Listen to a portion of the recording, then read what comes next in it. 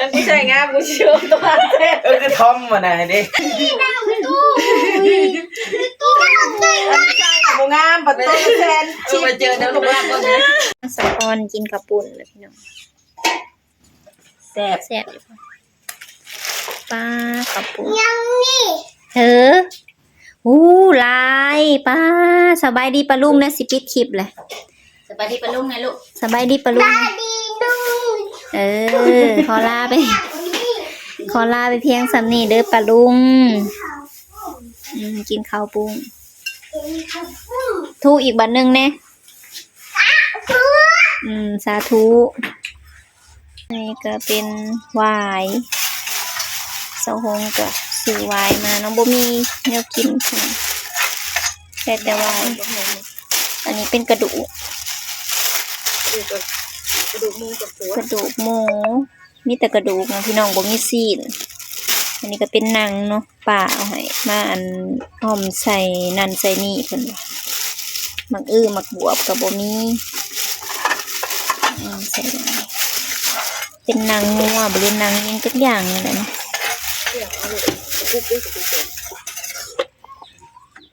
เมนูกะเห็ดนำข้าวปุ้นอีกเลยพี่น้องมาเธอได้ก็มีแต่พอแต่ข้าวปุ้นเนาะอันนี้ก็หนกปิ่งหนกจากหนกยังหนกนั่นสิละเม้นประเดดนำข้าวปุ้นแผ่นหลังของท่านโอ้มื้อนี้ว่าใส่เสื้อ3 โมงเช้าจากแล้วเขาเห็ดเป็นธง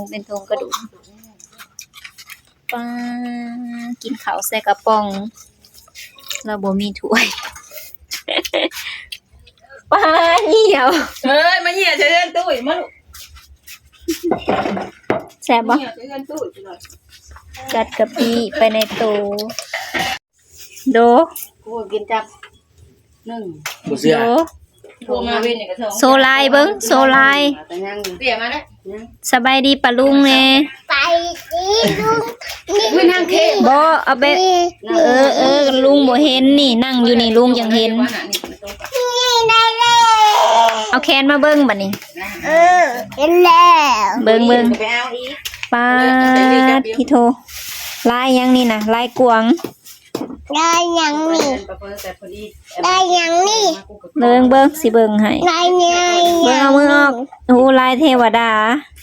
นั่งก็ยังต้มมันบ่ได้นั่นป้าลายคักอะไรลายเทวดาได้นี่ใครสร้างให้นะตัดผมสี่ดูใครสร้างให้ตัดผมมาใหม่เดี๋ยวมันไปเทียบกับเขาเพิ่นสีแกงวายเนาะพี่น้องเนาะสาวพรลายเป็นเลยพวกกับเก๊กไทยงามลูกลายใบงามไทยมีลายลูกลุงนั่งลายดากออกแล้วบ่นั่งนะดากออกบ่นั่งนะข่อยลูกโอ้ดากออกนั่งนะสูตรละเคยสูตรพ่อได้พ่อมาเต็มไรเนี่ยนะ3,000ได้ตบเอียงก็เวลาถือไม้แม่ตลอดบอกกี้กูไปถือไม้แม่อาจารย์เปิดหัวเราอะสิม่วนเราเอาใบวายกูว่าจะได้เอานี่เวียกมาหักปั้นตะปูที่เดี๋ยวหายแล้วมึงใบแบบ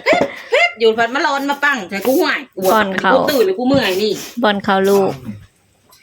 สลายนะลูกขาวแล้วพอจะเห็นขาวบ่อยทางสลายอะไรกันตาละเริ่มออกแสงก็จะเป็นบ่อยๆบ่เป็นไปตลอดละเราไปนั่งเป็ดโอ้รักตาฟันงองเขาเลยแหละอิ่มนะโอ้กองคือเดียวค่ะก็เห็นมี2ก๊กเนี่ยก็เห็นน้อยกว่าเห็นใหญ่บ้างสิ่งนี้เจ้ากินหนังอยู่แต่ลุงสิให้นั่นถ่ายคลิปอยู่เดี๋ยวคิดตู้ระบบปลาลุงจะไม่ดื้อป่ะตู้ระบบปลาลุงปล่อยบ่ได้ดื้อมันกินกับพุ่นนะกับพุ่นเพิ่มจ้ะซุปเปอร์เล็กนี่ก็กินได้จับแล้วจับอย่างนั้นงามหมู่บ้านนะโดยจำว่างนะบัดเนี่ยโลกยังก็ขึ้นแล้วมันใกล้ทอด4 ชั่วโมงนี่เป็นไงครับตีไหนเลยห่วงก็หัวใจ ต้องสามวะ คืน แต่ว่ามื้ออื่นบอกว่า คืนนี่ ที่ บ่ เขา ต้อ สาง ม มัวอยู่โทรศั โอ้ พท์ โหท่องในสุดท้าย เบิ่งโทรศัพท์โค แก จา ไว้ใน ผิ เพ ด จน่ะได้สดบ่ได้วันสายวันที่23มีนา14 2มื้อ ฮะ ต้องเว้นเลยเตะทั้งเธอปอดต่ำเลย เดี๋ยวนี้นะ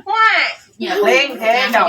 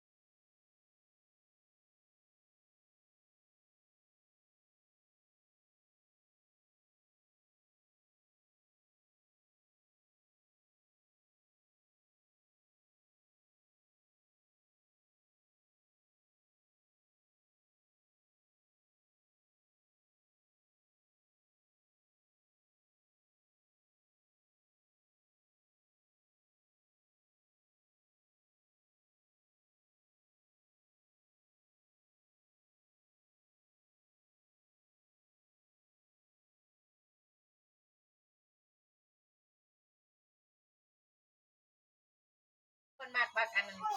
อันนี้น้อยกว่าดอกเอาคนนั้น พี่น้องมา ใส่กระโปรงใส่เสื้อใส่เสื้อ พี่น้องมาเบิ่งเด็กสร้าง ตุ้ยใส่เสื้อมันก็เล่งเลยก็ใส่กระโปรง ที่ว่ายอดเงินคือละลื่น มาเบิ่งเด็กสร้าง นั่นน้ำบ่ถ่ายรูปดู เด็กช่างได้นี่ เด็ก แม่ ช่าง เด็กช่างได้นี่นะ นี่ขั้นอ้วน เออ หักขาคอ โอ้ เขา แม่งามอยู่เด้อ สันขาดู ยอดเงินจะมาขึ้น โอ้ยส่งเขานั่นแหละส่งเข้ามานะ เนี่ยกูจะออกแล้ว นั่นเป็นยังไง มันจะเอาว่ะสแกนอ๋อมันจะเอาว่ะเอาแม่เสีย เพิ่ สิ ม บ พันเล็กใส่ด้วยทง ใส่บ่คือ ฉันผู้ชายงามกูเชื่อตัวเต้ คือทอมมาไหนดิ เด็กสร้างหัวจะน้ำตาแดงน้ำตาแดง งามนะหาแซนกูก็สิชื่อท่านชายน่ะงามนะ งามงามอันนั้นกี้เดียวยังไอ้นี่ดาวตู้ตู้ดาวตู้ ท่านชายน่ะบ่งามปัดโตแซน มาเจอน้ำลูกรักก็เนี่ยจะหัวนะ ขี่มาจะได้รับ ยกขอเงินพัน จะคือไป ชื่อไผอ่ะเนาะ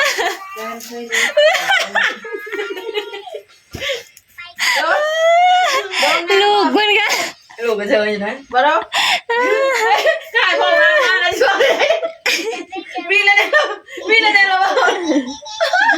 น้ำเบอร์ทองมาไหม ซื้อส่ง แม่สินะ ซื้ออันส่งมาให้อ้วนแล้วมันใส่บ่พอดีเนาะพี่น้องไอ้อ้วนน่ะใส่บ่ได้ส่งน่ะน้อยโพดแล้วบัดนี้แหละน่ะสาวนะ ร้องก็เลยออกมาคือที่เห็น เป็นเด็กช่างนะ คนตกหลังไม่ลืมนะ เอาเสื้อออกบ่ เออ ปิดหนาวพี่อันนี้ใครแน่